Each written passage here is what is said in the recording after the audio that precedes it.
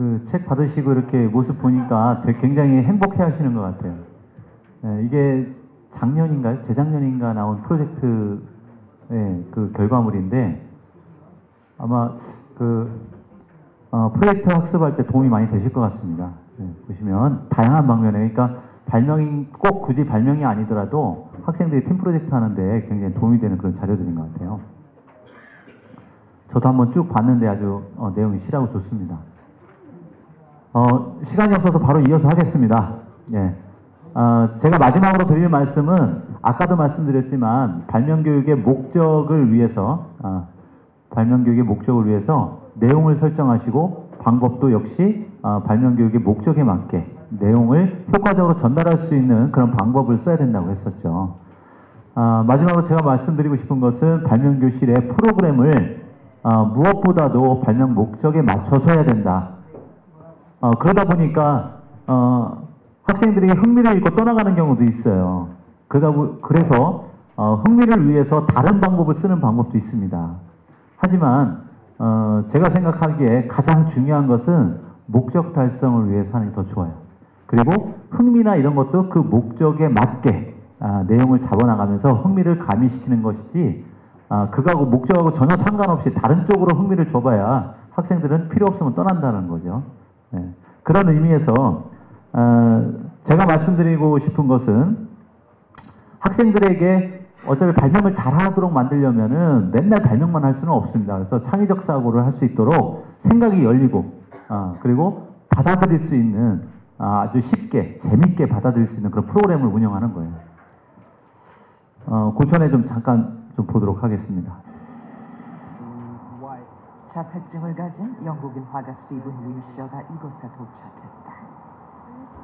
잘 들리시나요? 잘 안 들리시나요? 그리고 도쿄 시내의 전체 풍경을 통째로 외우겠다고 한다.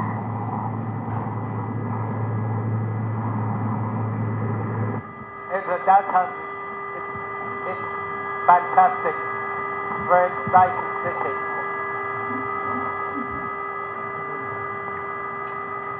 난생 처음 본 도쿄의 풍경.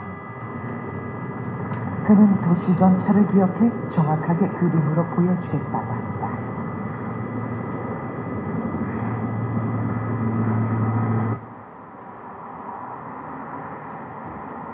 도쿄의 중심가에 위치한 238m의 거대한 타워.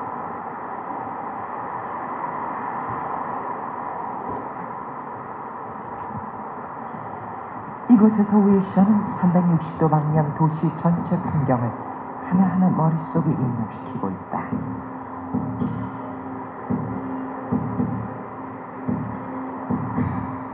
그는 카메라가 셔터를 눌러 사진을 찍듯이 풍경을 한순간에 너무 작아서 지금 잘 안 들리시죠?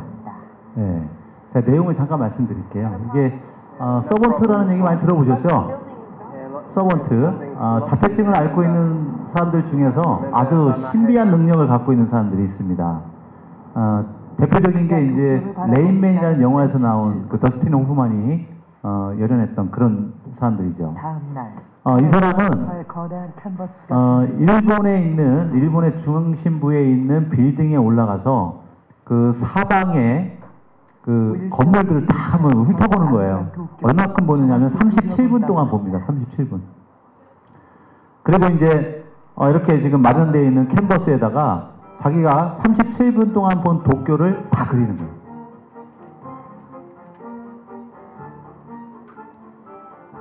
먼저 두드러지는 건물들의 자, 그 과정을 한번 보시겠습니다. 도쿄 타워와 레인보우 브릿지 등의 윤곽이 보이기 시작했다.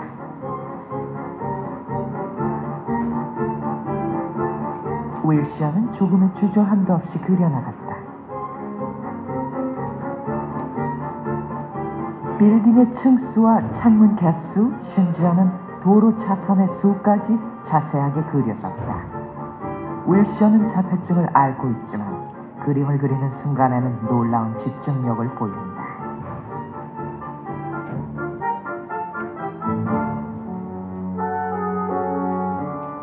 3살 때 자폐증으로 진단받은 스티븐 윌셔. 그때부터 그는 특별한 재능을 발휘하기 시작했다.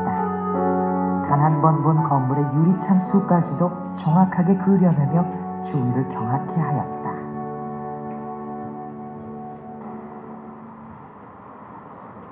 7일 동안 윌셔는 스튜디오와 호텔을 왕복하며 그림을 그려나갔다.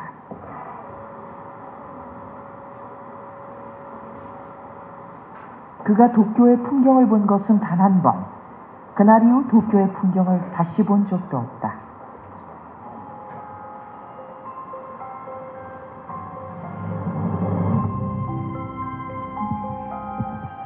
마침내 169시간 만에 가로 10m의 대형 그림이 완성되었다. 이 작품은 기억의 화가 윌셔가 단 37분 동안 머릿속에 각인시킨 풍경을 극명하게 재현한 것이다.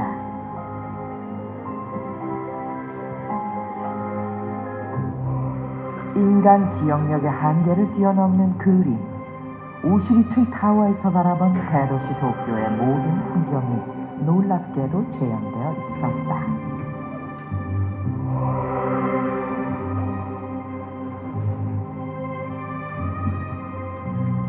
대단하지 않습니까? 나중에 이제 항공 사진을 찍어서 이것을 비교해 봤더니 다 들어맞는다는 겁니다. 예. 어떻게 이게 가능할까요? 네, 이런 능력들을 갖고 있는 사람들 서번트라고 합니다. 예, 우리나라도 있어요. 요거는 이제 우리나라 그 서번트 두 학생한테 그 서울 복잡한 지하철 노선도를 10분 동안 보게 하고요. 10분 후에 이제 질문을 합니다. 교대역이 몇 번이야? 그러면 이제 뭐 325번. 뭐 구파발역이 몇 번이야? 그러면 이제 그 번호를 다 맞추는 거예요. 단 10분만 보고 이걸 다 맞춥니다. 상현아, 서초역은 몇 번 역이니? 224번. 224? 그러면 창현아, 다시 문제 내볼게. 남부터미널은 몇 번이니? 341번. 네, 이런 식으로 해서 계속 질문하는데 다 맞춥니다. 네, 무슨 역에서 무슨 역으로까지 몇 정거장 가야 돼? 그러면 그것까지 다 맞추고요. 네, 어떻게 이런 능력이 가능할까라는 겁니다. 이 서번트들은요, 그 얘기 하기 전에 인간이 좌뇌, 우뇌로 나눠져 있다는 거 알고 계시죠? 예, 다들 그런 것들은 알고 계실 텐데, 이 서번트들은 좌뇌를 다친 거예요. 좌뇌를. 그래서 우뇌가 좌뇌 역할까지 다 하는데요. 우뇌가 하는 역할들이 뭐가 있느냐면 여러 가지가 있습니다. 한번 보시겠습니다. 예. 좌뇌는 언어, 뭐 숫자, 논리적인 거, 직선적인 거, 분석적이고, 뭐 키워드적인 거 이런 것들을 관장하고 있고요. 우뇌는 그림, 뭐 색상, 상상, 공간, 리듬, 총체적, 동시적, 예. 그리고 감성, 뭐 이런 것들이에요. 그러니까 결과적으로 보면 서번트들은 지금 좌뇌가 고장이 났어요. 그래서 우뇌에서 이제 좌뇌 역할까지 하게 되는데, 그러니까 별로 논리적이지는 못하지만 이 학생들이 그 서번트들이 갖고 있는 능력 중에 하나가 뭐냐면 총체적으로 본 다음에 사진을 팍 찍는 거예요. 네. 그러니까 전체를 이해하고 찍어내는 능력이 있는 겁니다. 그러니까 그거를 우리가 이제 글씨로 보는 것보다 그림으로 봤을 때 훨씬 더 기억이 오래 남는다고 그러잖아요. 그걸 이용한 게 이제 마인드맵이고요. 네. 그래서 그런 능력을 갖고 난 거예요. 아주 짧은 시간 내에 보고도 그걸 다 기억하는 능력이 바로 그런 능력 때문에 그렇다고 하는데, 이게 참 제가 보니까 우리가 이제 학생들이 학교에서 무슨 공부를 하고 있는지를 잘 보시면 한번 좀 알아볼까요? 국어 시간에 학생들이 뭐 하고 있을까요? 국어니까 언어적인 거죠. 그러니까 논리적으로 글쓰기 하고 논리적으로 말하고 뭐 이런 걸 배우는 겁니다. 어떤 활동이냐면 좌뇌적 활동이 굉장히 많다는 거죠. 수학 시간에 뭐 할까요? 네, 숫자적인 거, 그 다음에 논리적인 거, 연역법, 기납법, 뭐 이거 다 그렇죠. 그러니까 좌뇌 활동이 또 굉장히 많습니다. 과학 시간에 뭐 할까요? 과학 시간에 현상 분석하기죠. 그러니까 이제 분석하고 뭐 이런 거. 논리적으로 분석해야죠. 좌뇌 활동이 굉장히 많습니다. 영어 시간에는 뭐 할까요? 언어적인 거. 똑같습니다. 다시 말하면 학교에서 우리가 중요 과목이라고 얘기하는 것들은 대부분 좌뇌 활동들이 굉장히 많다는 거죠. 문화 활동을 담당하고 있는 과목들도 있습니다. 뭐가 있을까요? 뭐 미술 같은 것도 있겠지, 미술. 그 다음에 리듬, 뭐 이런 음악, 그죠? 음악. 그 다음에 체육, 뭐 이런 것들이 운행 활동을 담당하고 있습니다. 이게 초등학생들은 이게 밸런스가 맞아요. 근데 중학교 가면은 자꾸 은비체가 줄어들죠. 고등학교 가면 어떻게 됩니까? 점점 더 줄어가지고 수학 시간, 음악 시간에도 수학 문제 풀어야 되고, 막 그렇습니다. 그게 현실이에요. 자, 가면 갈수록 운해적 활동은 줄어든다. 운해적 활동이 줄어든다는 게 굉장히 큰 문제점입니다. 이게 왜 문제점이냐 그러면요. 허만이라는 사람이 얘기를 했는데요. 허만이라는 사람이 창의적 사고를 어떻게 하는 거냐. 그 방법적인 걸 얘기할 때 다른 사람들은 이렇게 얘기했죠. 그냥 확산적 사고 후에 수렴적 사고에서 아이디어를 발생시켜서 그걸로 문제를 해결한다. 이렇게 얘기를 하는데 이 사람은 뇌하고 같이 연결을 시켜봤어요. 그랬더니 확산적 사고를 담당하는 게 어디냐면 운해예요. 운해. 확산적 사고라면 유창성, 많은 아이디어를 내는 능력이죠. 그죠? 예. 자, 상상하고 막 이런 것들이 다 운해입니다. 그러니까 확산적 사고를 하려면 운해가 잘 개발이 돼야 된다는 얘기예요. 좌뇌는 수렴적 사고를 하죠. 비판적 사고. 이 우리 학생들이 제가 지도를 해본 결과 제 느낌은 그래요. 가면 갈수록 고학년으로 가면 갈수록요 아이디어를 많이 못 내더라라는 얘기입니다. 그러니까 확산적 사고가 줄어들더라라는 얘기예요. 그게 비단 뭐 때문에 그러냐? 학생들이 생각하지 않으려고 해서 그런 것도 있지만 문제는 활동 자체가 학교에서는 활동 자체가 대부분이 좌뇌적 사고에 굉장히 많이 그 비율이 높더라라는 겁니다. 상대적으로 운의 활동이 없으니까 어떻게 돼요? 거기에 딸려 있는 모든 기능들이 자꾸 떨어지는 거죠. 예. 그래서 저는 이제 이거를 어떻게 해결할까 그래서 좌뇌는 학교의 모든 교육 프로그램에서 많이 담당을 하고 있으니까 발명교실에서는 어떻게 해요? 역으로 운의 활동을 할 수 있는 것 이런 것들을 길러주면 좋겠다. 자, 그래서 운의 활동을 길러려면 저거예요. 그래서 되도록 많이 상상하도록 만들어주는 거죠. 그 상상화 그리기 또 무슨 뭔가를 개발할 때 한번 상상해보자 이런 프로그램들을 자꾸 만들어내면 좋다라는 거죠. 그 대표적인 게 이제 뭐 이따가 한번 보여드리겠습니다만은 앰비언트 광고 같은 경우 어떤 사물을 빗대가지고 광고를 할 수 있는 거 한번 찾아봐라. 막 이런 거 상상하는 것들 있죠. 이런 것들 활동들. 그 다음에 뭐 상상화 그리기뿐만이 아니라 뭐 그 운행 활동의 또 대표적인 것들이 리듬 뭐 이런 것들이에요. 그러니까 창의력 대회를 좀 경험할 수 있는 것 이렇게 해주는 것 이런 것들이 굉장히 좋습니다. 창의력 대회가 대부분 공연으로 표현하고 음악으로 표현하고 율동으로 표현하고 막 이렇게 합니다. 그러니까 이런 활동들을 통해서 학교에서 못 해주고 있는 운해적 활동들 있죠. 이런 것들을 발명교실에서 해주면 훨씬 더 이것이 뭐에 도움이 된다 하면은 바로 이런 창의적 사고를 하는데 도움을 줄 수가 있다는 얘기입니다. 네, 그런 생각을 좀 해봤고요. 뭐 자세한 걸 더 말씀드리면 시간이 오래 걸려서 다음 걸로 좀 넘어가도록 하겠습니다. 또 하나는 반대적으로 좌뇌적 사고인데 논리적 사고죠. 논리적 사고조차도 잘 안 되는 경우가 있다라는 거죠. 요거는 많이 보셨나요? 골프공에 홈이 이렇게 들어가 있었는데 이 홈이 공 하나에 몇 개가 있을까? 이게 2006년도 구글 회사의 면접시험 문제였어요. 그런데 학생들이 이 문제 다시 말하면 지금 모르는 문제예요. 모르는 문제. 이 답이 모르잖아요. 이랬을 경우에 이 모르는 문제를 풀어내는 학생들의 사고가 어떤지 한번 잠깐 보시겠습니다.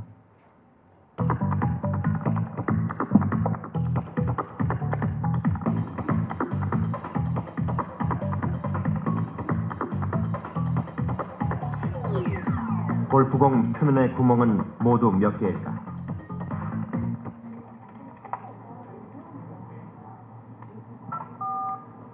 이 질문은 2006년 다국적 IT 회사에 입사한 손승현 씨가 면접 당시 받았던 질문이었다. 저희가 A4로 해야 될 것 같은데요. 앞으로 뭐 너의 그 미래 목표는 뭐냐, 뭐 지금까지 어떻게 살아왔냐 이런 얘기 하다가 갑자기 골프공에 구멍이 몇 개 있냐 라고 물어보신 거예요. 면접관은 왜 갑자기 이런 질문을 했을까? 졸업을 앞둔 대학생들에게 같은 질문을 던져봤다. 한 단면만 봤을 때 한 150개 정도 되는데 대충 유출해서 300개? 이렇게 공이 이렇게 있잖아요. 그러면 중간 자르면은 대충 정중앙에 가장 구멍이 많은 개수가 한 20개 정도 되고 거기서부터 이렇게 분포가 이렇게 작아질 것 같거든요. 아닌가? 한 50개부터 분포가 작아지요. 그렇게 해서 반 나누면 대충 그 정도 같아요. 집에 골프공 하나 있긴 있는데 대충 생각해보면 한 200개 되는 것 같아요. 공 하나 있으면 반으로 나눠서 100개 정도 들어가요. 4, 5cm 정도 될 테니까 그리고 공의 구멍이 한 3, 2, 3mm 정도 될 테고 그렇게 됐을 때 뭐 한 25개가 나오지 않겠냐 가장 큰 둘레가 그리고 그 줄어들수록 뭐 몇 개씩 줄어들어서 결국에는 뭐 100 몇 개가 될 것 같다. 손승현 씨가 추론한 방법은 이런 것이다. 먼저 골프공의 둘레를 5cm로 구멍의 크기는 2mm로 설정했다.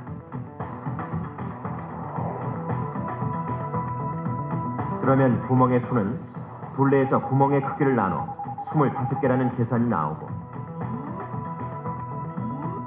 바깥으로 갈수록 한 개씩 줄어들어 125개가 된다는 것이다. 실제와는 거리가 있는 대답이었지만 손승현 씨는 무리 없이 면접을 통과했다. 제가 정답이 108개인가 그렇더라고요. 근데 제가 맞췄을 때 125개인가 뭐 110개인가 됐던 것 같아요. 그러니까 정답이 중요한 건 아니고 그 상황을 당황하고 모르겠습니다라고 하지 않고 끝까지 풀으려고 했던 거를 높게 사셨는지 사실 저는 그 인터뷰를 보고 떨어졌구나 생각을 했어요. 근데 오히려 나중에 알고 보니까 그분이 굉장히 큰 점수를 주셨다고 들었어요. 문제 해결력이라는 게 별다른 게 아니죠. 그게 고차원적인 게 아닙니다. 바로 이런 것들. 내가 모르고 있는 답을 찾아내는 때에 어떻게 사고를 하느냐, 그 과정을 어떻게 겪치느냐, 이런 능력이거든요. 근데 이거를 이제 똑같은 문제를 우리 초중학생들한테 제가 질문했을 때 몇 개요라고 얘기하고, 왜 그런 답이 나왔지라고 물어봤을 때 답은 딱 3가지밖에 없더라고요. 네. 대충요, 그냥요, 찍었어요. 요 3가지예요. 근데 이게 이제 우리 초중학생들한테는 아직 기회가 많지 않습니까? 근데 아까 봤던 그 앞쪽에 보셨던 그 대학교 4학년 졸업반 학생들 별다를 거 있나요? 똑같죠? 다 찍어요. 그죠? 그러니까 우리나라 교육은요, 가만 보니까 어떻게 생각하는 힘에 대해서 가르쳐 주는 데가 하나도 없는 거예요. 이 능력이 굉장히 떨어집니다. 그래서 학생들이 생각하기 싫어하는 것도 있지만 생각하는 방법을 잘 모르는 거예요. 그런 훈련이 안 돼 있다는 얘기죠. 또 한 가지 좀 말씀을 드리면 이 5명의 그 공통점을 한번 찾아보세요. 헝가리 출신의 폴 에어디시라는 사람은 평생 1500편의 논문을 썼다고 합니다. 한 편 쓰기도 어려운 논문을. 네오질라드 같은 경우는 원자폭탄을 개발했어요. 아인슈타인이 네오질라드가 만든 이론을 자기는 우편 배달부가 돼서 전달했을 뿐이다 라고 할 정도로 이론의 기초를 정립한 사람이죠. 그 다음에 에드워드 텔러 같은 경우는 수소폭탄을 개발해서 아버지 부시 대통령한테 훈장까지 받습니다. 냉전을 종식시켰다. 이게 딱 나오고 나니까 러시아가 두 손 두 발 다 든 거죠. 폰 노이만은 아시겠지만 현대 컴퓨터의 창시자입니다. 위즈니그는 노벨 물리학상을 받은. 이 5명의 공통점이 뭘까요? 네, 2가지만 좀 말씀을 드리면요. 하나는 유태인이라는 겁니다. 유태인. 왜 그러냐? 왜 이 말씀을 드리냐면 우리나라 민족하고 유태인하고 하면은 교육열이 뛰어난 민족, 아주 그냥 쌍두마차 아니겠습니까? 네, 그런데 차이가 있어요. 차이가. 우리나라 노벨상 몇 명 나왔죠? 평화상 빼고. 네, 없죠. 근데 지금까지 그 유태인들은 몇 개 정도 받았을까요? 제가 알고 있는 통계상으로는 173개거든요. 왜 이런 차이가 나냐? 교육열은 똑같이 높은데 왜 이런 차이가 있느냐? 제가 지난번에 그 창의력대회 때문에 미국 갔다가 거기에 있는 이제 가이드한테 얘기를 듣는데 그게 100번 공감이 가더라고요. 일단 유태인의 교육 방식하고 우리나라의 교육 방식이 다르대요. 일단은 경제 교육을 시키려면 왜 그 미국의 모든 돈을 주무르는 게 다 유태인들이잖아요. 근데 이 유태인들은 경제 교육을 시킬 때 우리나라처럼 예를 들어서 이제 세뱃돈 받으면 그 세뱃돈을 다 갖다가 엄마가 대신 저금시켜주죠. 그죠? 통장 개설해주고 다 하잖아요. 그리고 그 학생이 돈을 찾을 수 있는 방법을 알아요, 몰라요? 은행에 가서 찾는 방법을 잘 몰라요. 그리고 입금하는 방법도 몰라요. 오로지 방법이라고는 엄마한테 돈을 주면 엄마가 대신 입금해주는 방법밖에 몰라요. 네, 근데 유태인들은 그렇게 안 한다고 합니다. 유태인들은 직접 데리고 가서 쓰는 방법, 개선하는 방법, 그리고 돈 찾는 방법 이런 것까지 다 알려준다. 거기다 플러스 하나 뭐냐면 우리나라는 저금통이 있어요. 그래서 저금통을 막 저금하다가 나중에 어느 날 보니까 엄마가 보니까 깨져 있어요. 돈은 없어지고. 자, 그럼 어떻게 됩니까? 그날은 회초리 세례가 오는 날이죠. 근데 유태인들은요, 기간이 지나도 돈에 변동이 없어요. 예를 들면 맨날 들어오는 돈이 있고 입금만 돼 있고 출금한 흔적이 없어요. 그러면 그게 혼나는 이유가 됩니다. 바보나 하는 짓이다. 있는 돈을 그대로 넣는 건 바보나 하는 짓이다. 그걸 언제든지 찾아서 운용을 해야 됩니다. 운용을. 네. 그대로 있으면 요거는 오히려. 자, 이게 다른 점이고요. 또 하나는 이제 우리나라의 숙제를 영어로 뭐라고 그러죠? 이제 집에 가서 하는 거 영어로 뭐라고 그러죠? 홈워크라고 하잖아요. 이게 말 그대로 그겁니다. 학교에서 못한 거 집에 가서 문제 풀어 갖고 오는 거예요. 이게 홈워크인데 유태인들은 뭐라고 부르냐면 숙제를 프로젝트라고 부릅니다. 프로젝트. 초등학교 1학년 숙제가 뭐냐면 그 고장의 쓰레기 문제를 해결할 수 있는 방안을 연구해 오시에요. 우리나라도 그런 거 있었죠. 그거 하면 방학 숙제 내잖아요. 그럼 어떻게 합니까? 엄마가 가서 다 뭐 인터넷 서핑하고 그다음에 뭐 자료 다 해가지고 아주 이쁜 글씨체로 만들어서 보고서 만들어서 주죠. 그럼 이제 그걸 들고 학생이 학교 갔다 제출하면 아이고 잘해왔네 하고선 또 학교 대표로 또 뽑혀서 어디 올라가고 막 그러죠. 근데 유태인들은 절대 그렇게 안 한답니다. 직접 자료를 찾는 방법을 알려준다 그래요. 동사무소 데리고 와서 찾는 방법, 열람하는 방법, 그다음 인터넷 서핑할 때 어떻게 찾아야 되는지 이거를 초등학교 1학년 때부터 다 가르쳐준다 그래요. 그러니까 결과적으로 이게 훈련이 되다 보니까 어떻게 되느냐면 초등학교 6학년 정도 되면 우리나라의 석사 논문 정도를 쓸 수 있대요. 자, 논문이라는 건 뭡니까? 전혀 정답이 없는 모르는 것들을 스스로 해결한 거예요. 그렇죠? 이런 게 어렸을 때부터 훈련이 돼 있어요. 저는 그걸 언제 배웠느냐면 석사과정 할 때 배웠어요. 어떻게 논문 쓰는 거지? 이거 석사과정 때 배웠어요. 다시 말하면 우리는 20살이 훨씬 넘어서 저는 이제 30살이 넘어서 이렇게 배웠던 거를 유태인들은 초등학교 때 이미 다 마스터한 거예요. 그러니까 모르는 문제를 접했을 때 그거를 스스로 연구하고 자기 주도적으로 학습해서 결과를 내는 게 익숙한 겁니다. 그러니까 노벨상을 다 그렇게 받아내는 겁니다. 저는 그렇게 생각을 합니다. 그리고 또 하나는 뭐냐면 이 공통점이 고등학교 때 물리 선생님이 똑같아요. 한 물리 선생님한테 배운 겁니다. 어떻게 가르쳤나? 어떻게 이런 일들이 벌어질 수가 있지? 이 라츠 선생님이라는 사람은요, 그 학교 게시판에다가 항상 문제를 냈다고 그래요. 한 달 동안. 이 학생들이 사실 영재학교거든요. 우리 서울과학고나 뭐 이런데. 이 영재 학생들이 풀만한 문제, 한 달 동안 끙끙대고 풀어야 풀 수 있는 문제들을 게시판에다 올려놓으면 이 학생들이 여기다 도전을 합니다. 그래서 풀어내면 라스한테 인정을 받으면 그 학교의 대인기 스타가 되는 거예요. 그러니까 이 모르는 문제를 도전하고 생각하고 이런 거에 익숙해져 있다는 겁니다.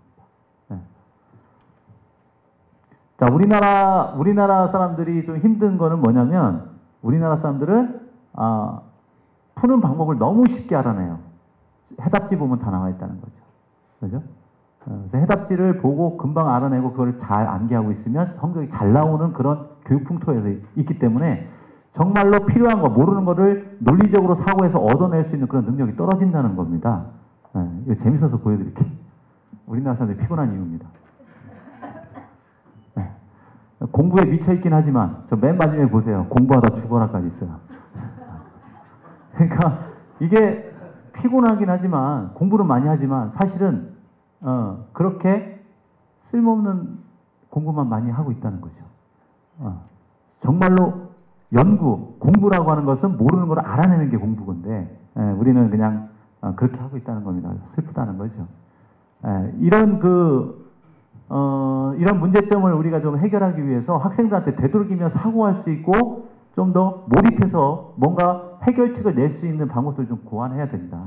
그래서 제가 생각하는 거는 이제 정답이 없는 문제, 페르미 추정이라는 것을 응용을 한번 해보기도 했습니다. 이렇게 답이 명확하지 않은 문제를 페르미 추정이라고 한다. 노벨상을 수상한 물리학자 페르미 박사가 학생들의 사고력을 시험하던 문제 유형에서 유래한 것이다.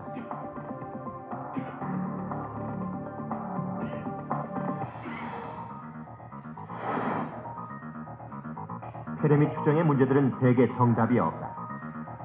원래 알고 있는 지식이 아니라 상대가 문제를 해결하는 방식과 생각에 힘을 묻는 것이기 때문이다.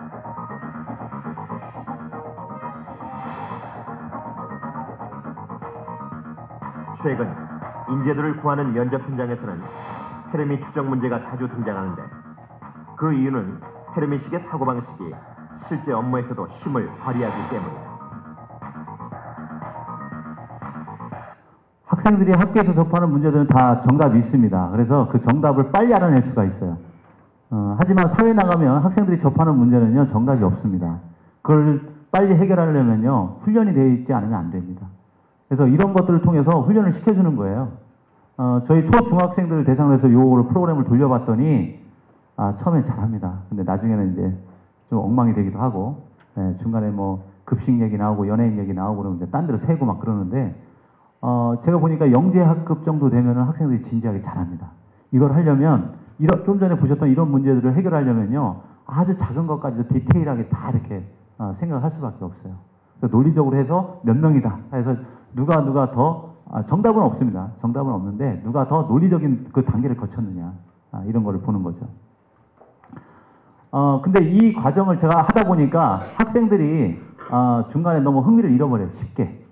특히 초등학생, 중학생 저학년들은 굉장히 흥미를 잃어버립니다. 그래서 다르게 생각한 게 학생들이 생각을 많이 하면서 몰입을 하면서도 좀 더 재밌게 할 수 있는 방법이 없을까?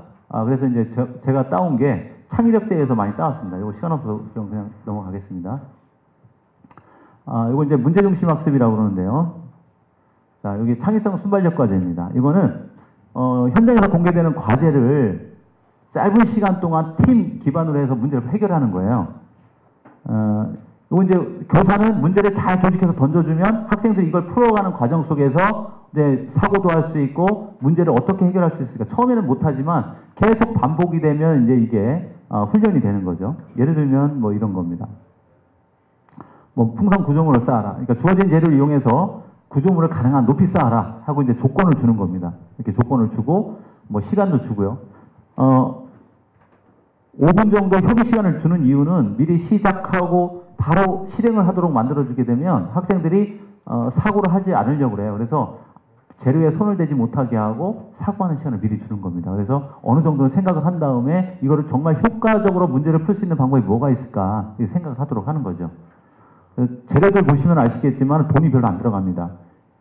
이런 문제로 2시간 정도 하면 학생들이 몰입해서 굉장히 흥미롭게 잘 하면서도 재료는 진짜 뭐 다 해봐야 뭐 10,000원도 안 들어갑니다.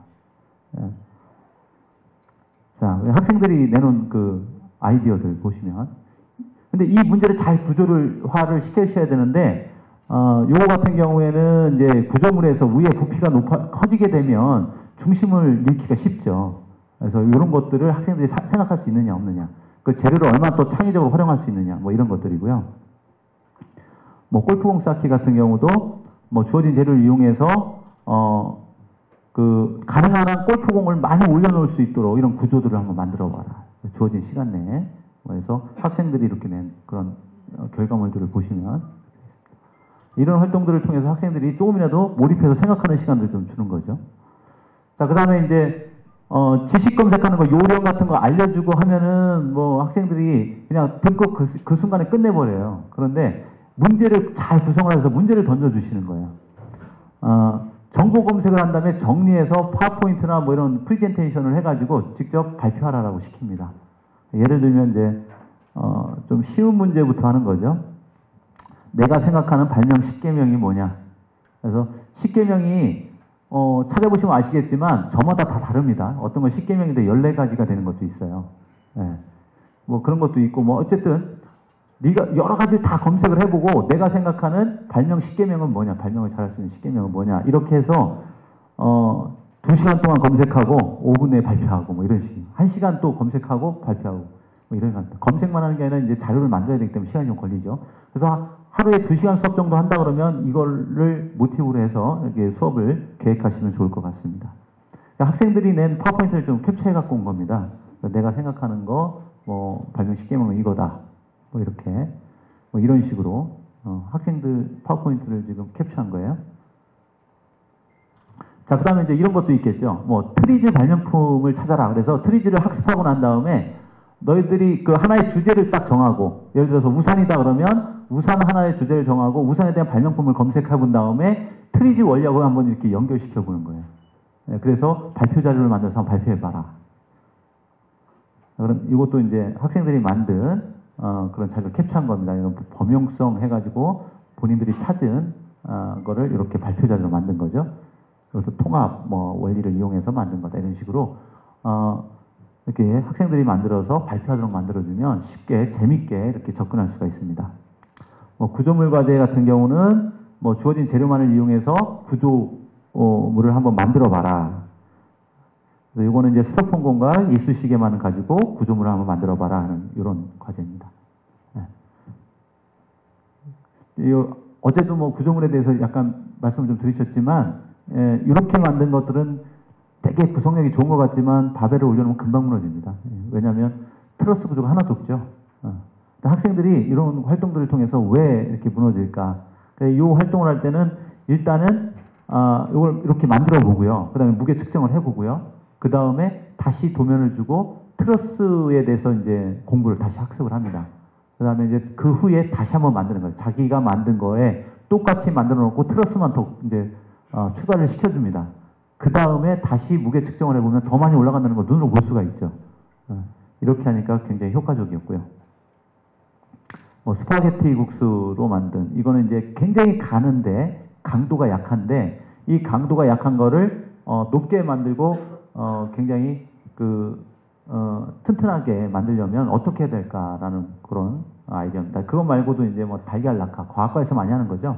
이런 것도 좋은 수업이 되는데, 이거는 이제 이 수업을 할 때는 재료를 많이 바꿔가면서 하면 좋습니다. 재료를 여러 가지를 섞어가지고, 자, 이렇게 할 수도 있고, 이제 고무줄이나 이렇게 나무젓가락 이런 걸 이용해가지고요. 저희가 발명교실이 5층이기 때문에 5층에서 밑으로 떨어뜨리면 되거든요. 그래서 이제 그 결과를 가지고 이제 막 아이들이 별것도 아닌데 굉장히 환호가 대단합니다. 이거는 역으로 저 오른쪽에 있는 그림 보시면 제가 만든 실험 기구거든요. 만들기 굉장히 쉽습니다. 나무로 뚝뚝뚝 만들고요. 저 통은 뭐냐면 그 장판 있잖아요. 장판 다 그 끝에 보면 지관이라고 이렇게 남는 거 있죠. 종이로 되어 있는 거. 그걸 이렇게 딱 붙여가지고 딱 2m만 되도록만 한 겁니다. 과제가 2m 위에서 공이 떨어지는 거예요. 이 공은 체력 검사용 공입니다. 그 달걀이 그대로 맞으면 그냥 박살이 납니다. 그래서 이 달걀은 생달걀이고요. 여기 보시면 그 지퍼백에다 들어가 있어요. 이 지퍼백에다 안 넣으면 이제 다 튀니까 지퍼백에다 넣고선 딱 밀봉한 다음에 중심만 맞춰서 딱 놓고 주어진 재료를 이용해서, 이게 지금 공이 떨어질 거예요. 10분 후에 떨어집니다. 그러면 이 재료를 가지고 이 달걀을 보호할 수 있는 구조물을 만들어라 해가지고 지금 그래서 팀별로 이렇게 만든 다음에 팀별로 나와서 이제 측정해보고 그러면 학생들 굉장히 좋아합니다. 그래서 별것도 아닌데 안 깨지고 그러면 환호성이 대단합니다.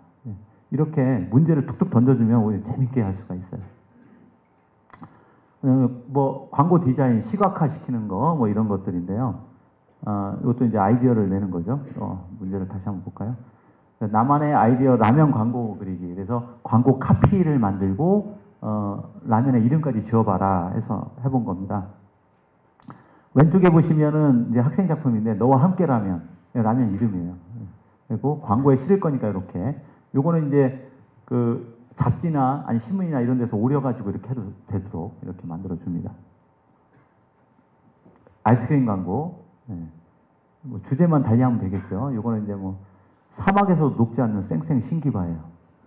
이런 거. 아이들의 그 학생들의 그 아이디어가 상당히 기발한 게 많이 나옵니다. 이런 것들도 있고요.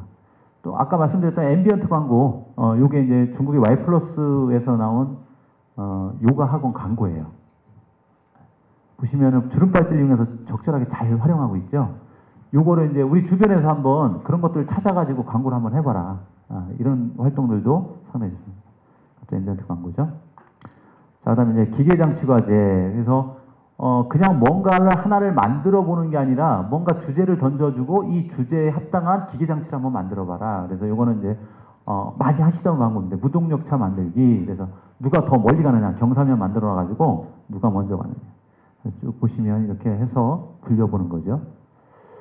느리게 구를 수 있는 구름장치를 한번 만들어 봐라. 그래서 이렇게 주어진 재료를 가지고 위에서 골프공을 이렇게 놓으면은 골프공이 계속해서 최대한 늦게 이렇게 떨어지도록 만들어주는 거죠. 어저께 그 보셨던 시뮬레이션하고 거의 비슷한 겁니다. 이거는 저희들이 그냥 시뮬레이션이 아니라 그대로 한 거죠. 한번 보실까요?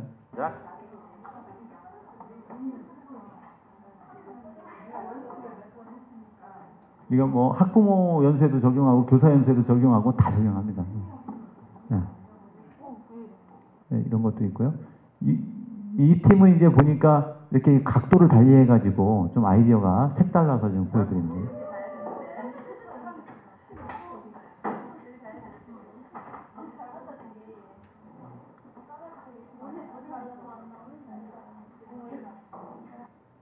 네.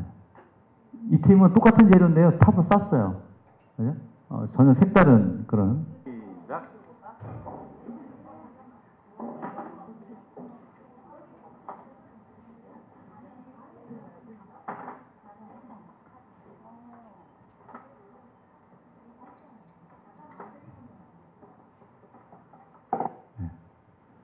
자, 그 다음에 이제 기술과에서 예전에 저도 이제 기술교사였기 때문에 많이 했던 프로그램입니다. 공 선별 장치인데요. 탁구공, 골프공, 야구공, 테니스공을 한 군데에서 굴려가지고 이제 다 분리되도록 이렇게 만드는 건데, 사실은 이거는 제가 기술교사였을 때 8시간 프로젝트였어요. 8시간. 네, 4명이서 8시간 하는 프로젝트인데, 저희 발명교실에다 적용을 하려다 보니까 굉장히 힘들어요. 시간이 너무 많이 걸리더라고요.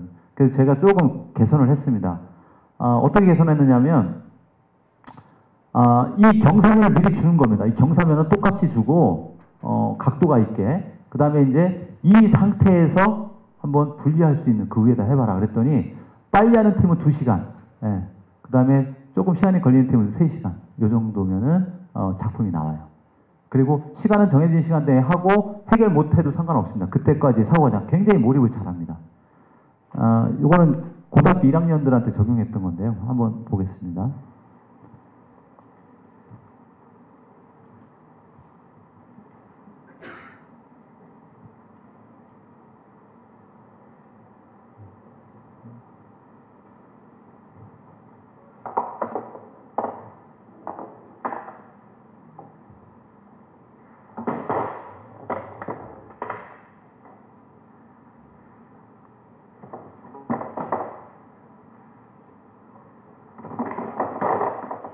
네, 이렇게. 자, 요것도 다른 팀에. 네.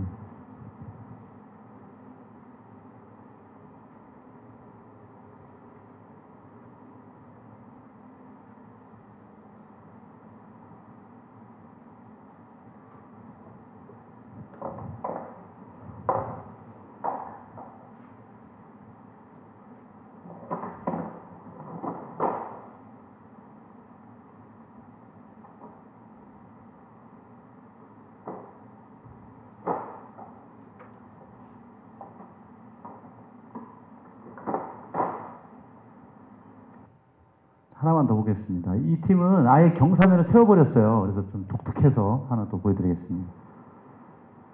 그리고 보통은 이제 크기하고 무게로 선별을 하는데, 이거는 아예 그냥 크기만 가지고 선별을 했어요. 좀 독특한 방법인데.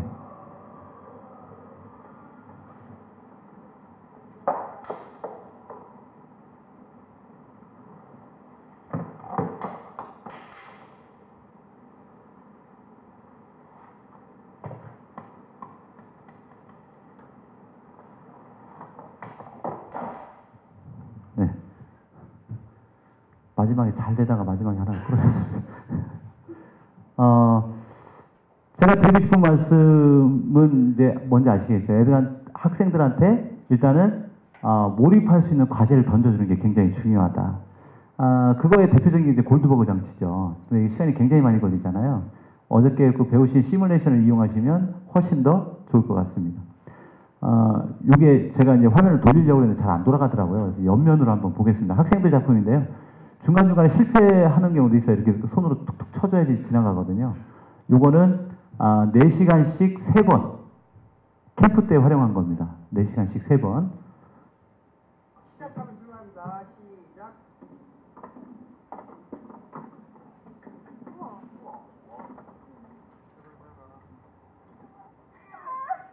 손으로 밀어주고.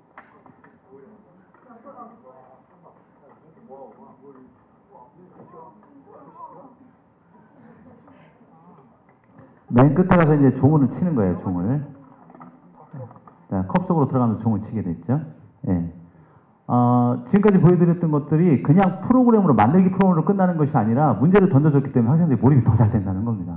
예, 이런 분야에서 프로그램들은 얼마든지 선생님들께서도 개발하실 수가 있어요. 예. 이런 것들을 활용한다면 발명교육 프로그램이 훨씬 더 업그레이드가 되지 않을까. 그리고 발명교실이 일반 발명교육, 교과에서 하는 발명교육하고 많이 좀 차이가 나겠죠. 그러면서 우리 스스로도 발명교육을 더 잘할 수 있는 그런 계기를 만들 수도 있을 것 같습니다. 마지막으로 경무에 시달리시는 걸 잘 알고 있으면 저도 그렇고요. 건강 유의하시기 바랍니다. 제가 4년 동안 너무 바쁘게 살다 보니까 건강을 잃어버렸어요. 그래서 건강을 꼭 유념하시기를 좀 바라면서 오늘 제 강연은 여기서 마치겠습니다. 감사합니다.